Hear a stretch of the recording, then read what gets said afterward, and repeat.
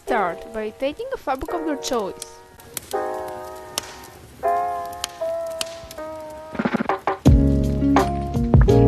Measure about 50 centimeters lengthwise and 10 centimeters wide.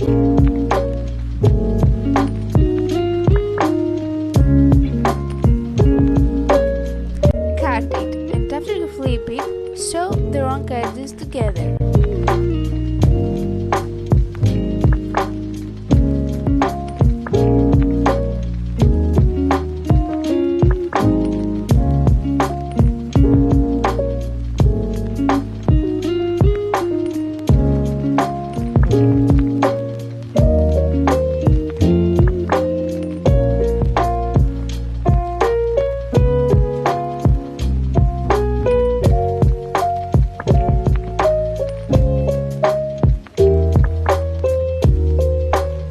Turn it inside out using your fingers and pass the elastic through the tube you just